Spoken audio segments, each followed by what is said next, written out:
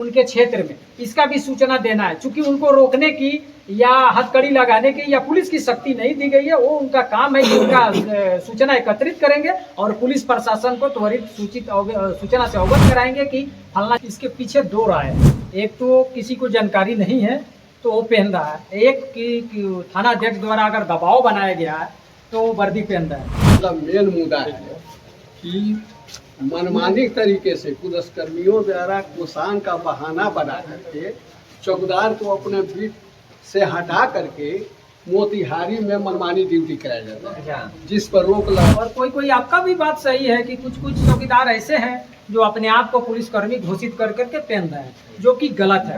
राज्य मानवाधिकार आयोग गृह आरक्षी विभाग का पत्र है जिसमें स्पष्ट आदेश। रफ्तार मीडिया में आपका स्वागत है। कहा नहीं जाता है हमें लूटा नहीं गया है, लुटाया जा रहा है बार बार। चौकीदार दफदार को रखा गया है गांव में, गरीबी और कोई जहां पे शराब बिक रहा हो या किसी को धर पकड़ करना है तो इन्हीं लोग को सहायता ली जाती है। पर ये लोग आज अपने घर द्वार छोड़कर और मोतिहारी चंचल मठ में बैठकर अपने मीटिंग बैठाए हुए हैं। किस मुद्दे पे और आपको जानकारी चाहिए तो वीडियो में जुड़े रहिए। सबसे पहले स्वागत है सर। राम मोहन सिंह है जी। मैं पूर्व दफदार हूँ। मैं 2018 में सेवानिवृत्त और चौकीदार दफदार की समस्याओं को लेकर शुरू से आज तक मैं संघर्ष करते आ रहा हूँ, आगे भी करता रहूँगा। किस मुद्दे के लेकर आज आप लोग अपने मीटिंग बैठाए हुए हैं? हम लोग का मेन मुद्दा है कि मनमानी तरीके से पुलिसकर्मियों द्वारा कोषांग का बहाना बना करके चौकीदार को अपने बीट से हटा करके मोतिहारी में मनमानी ड्यूटी कराया जाता है, जिस पर रोक लगाने की आवश्यकता है।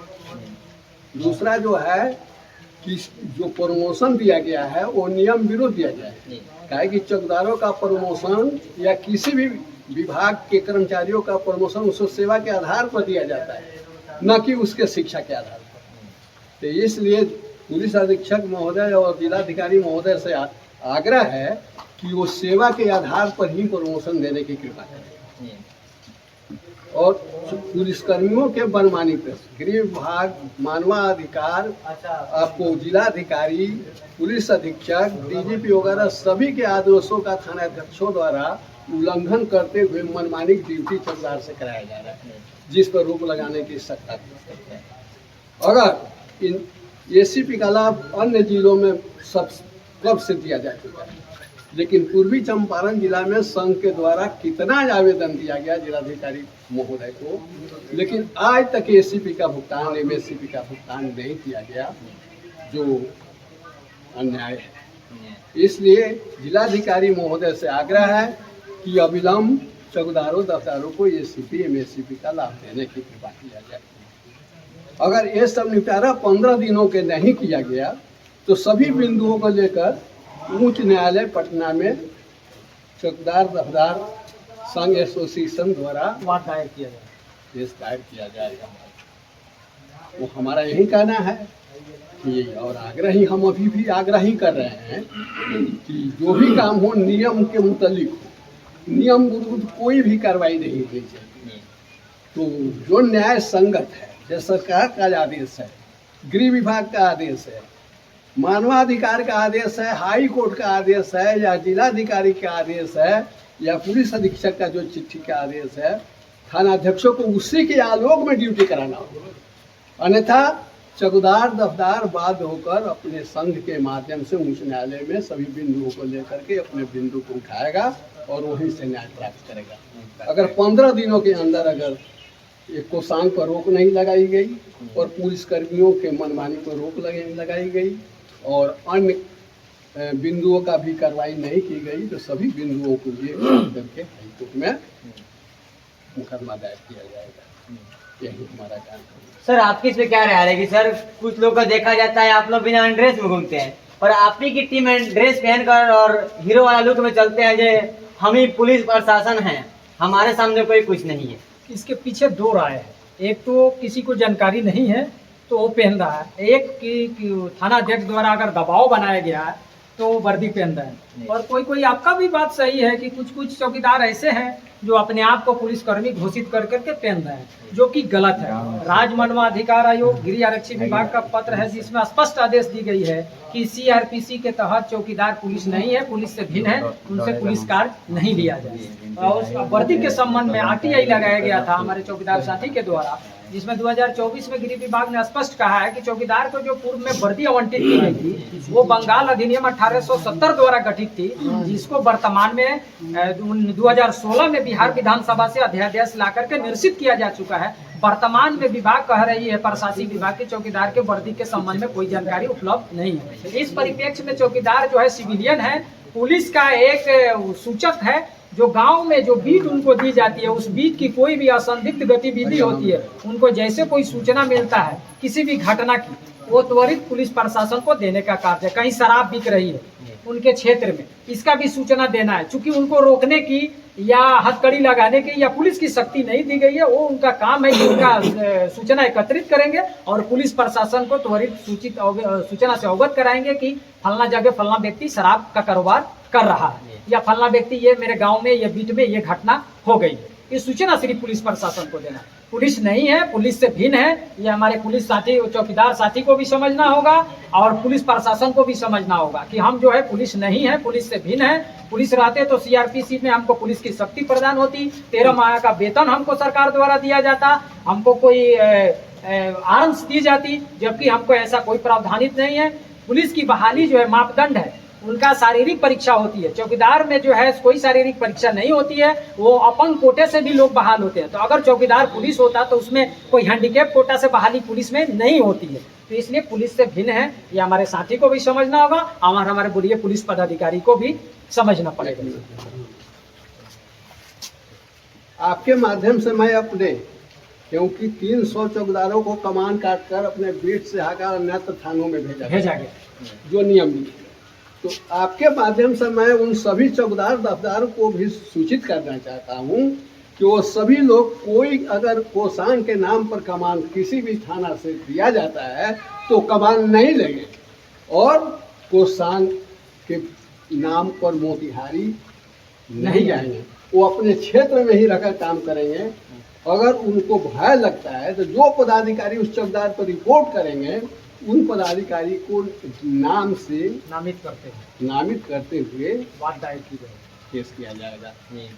तो इसलिए आपसे आग्रह है कि हमारे सभी चौकीदार दफ्तार भाइयों को अपने स्तर से सूचित कर दें कि कोई भी कोषांग के नाम का कमान नहीं लेकर और अपने क्षेत्र में ही रहे और मोतिहारी कोई नहीं है। इसमें किसी को डरने की आवश्यकता नहीं। हाँ, एक क्वेश्चन मैं पूछना चाहता हूँ। क्वेश्चन आ रही थी जो आज से 35 साल पहले से मगर ड्यूटी कर रहे हैं, हाँ। उनकी कोई प्रमोशन नहीं है ना। और 12 साल से जो ड्यूटी कर रहे हैं, जो नीतीश जी की सरकार में आई है, उनको प्रमोशन दिया जा रहा है, जो कि बिल्कुल अन्याय है।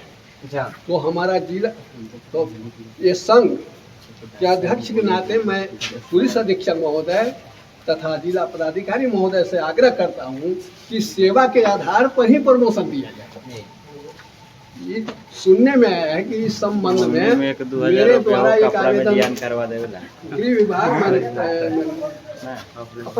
अपर मुख्य सचिव को आवेदन दिया गया था, जिससे संबंध में जिला में पत्र भी आया हुआ है, लेकिन कर्मियों द्वारा उस पत्र को दबा दिया गया है और उससे कोई कार्रवाई नहीं की।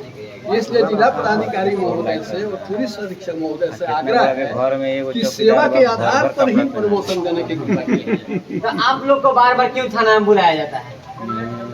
तू जानते नहीं, ये सब पुलिस की मनमानी। अगर ये सभी पर रोक नहीं लगाई गई तो इसीलिए सभी बिंदुओं को लेकर हम लोग उच्च न्यायालय के समय में जाएंगे और यहाँ अगर हम लोग को 15 दिन के अंदर में न्याय नहीं मिला तो हम लोग केस में पड़ता है जाएंगे अपने अधिकार के लिए। तो यही मेरा कहना है। और सबसे पहला सूचना है कि हाई कोषांग के नाम पर जो बीच से हटा करके अन्यत्र भेजा जा रहा है, मनमानी ड्यूटी कराया जा रहा है, तो आप अपने स्तर से हमारे चौकीदार सभी को अवगत करा दें, क्योंकि 300 चौकीदार इस मीटिंग में सम्मिलित नहीं है। 300 उनको पहले कमान काट करके पूरा अन्यत्र भेजा गया है, अन्यत्र दूसरे थाना में, दूसरे जगह, जिसको उसके संबंध में उसको कोई जानकारी नहीं, न किसी का पहचान है, और पूरा क्षेत्र उसका ऐसे ही वीरान पड़ा है। कमान को आधार बना के ही हम लोग तो इसलिए आप अपने स्तर से सभी चौकीदार दफ्तार भाइयों को आदेश कर दीजिए कि वो कोई कमान नहीं लेगा, समझे। और यही मेरा कहना है। तो आप सुने लिए और जानकारी में आपकी राय क्या रहेगी, कमेंट बॉक्स में क्या रहेगी। और बहुत सारे लोग कहते हैं जे मिली भगत चौकीदार दफ्तार और थाना अध्यक्ष महोदय जी जो होते हैं अपने प्राइवेट काम कराते हैं, और जहाँ शराब की बातें होती हैं इन लोग का बहुत सारे हाथ होते हैं। पर ये कमेंट बॉक्स में अपना राय दीजिएगा। पर हम लोग अपने आंखों से देखे और सुने में चीज को मैं बताना चाहता हूँ, कुछ लोगों का कहना ये गलत नहीं होता है जी, ये लोग भी कुछ मिली भगत है। क्या आप लोग मिली भगत को तो काम करते हैं ना? नहीं नहीं, मिली भगत जबरदस्ती कराया जाता है, भय दिखाकर निलंबन का। अच्छा, मिली भगत का कोई सवाल नहीं। कोई सवाल नहीं। हाँ, मिली भगत का कोई, हाँ कुछ लोग अपने स्वार्थ बस मुंशी का काम कर रहे हैं, थाना पर रहकर दलाली का काम कर रहे हैं, यह हमारे चौकीदार का ही समूह है। इस पर भी सख्त रोक लगाने की आवश्यकता है। तो सर जितना आप लोग पावर है चौकीदार का जी, क्षेत्र में, आपके बिना अलाउड के कोई प्रशासन नहीं जा सकती है? नहीं नहीं, वो बात नहीं है। आजकल मनमानी चल रहा है। पुलिस को अगर पैसा कमाना है तो किसी चौकीदार का खोज नहीं होता है। अच्छा, लेकिन कोई वारदात हो जाता है तो चौकीदार को ही दोषी मानकर उसको पनिशमेंट किया जाता है। लेकिन जहाँ आमदनी का सवाल है, जहाँ पैसा कमाने का बात है, वहाँ पर चौकीदार का कोई कोई वैल्यू नहीं है, चौकीदार को कोई जानकारी नहीं है। अगर कोई मामला बिगड़ गया, कोई आपराधिक घटना हो गई, तो चलो सब दोषी चौकीदार का है, जबकि गलती पुलिस करता है, लेकिन फंसाया चौकीदार को जा रहा है, जो सरासर अन्याय है। इस पर रोक लगा दीजिए। बकरियन तो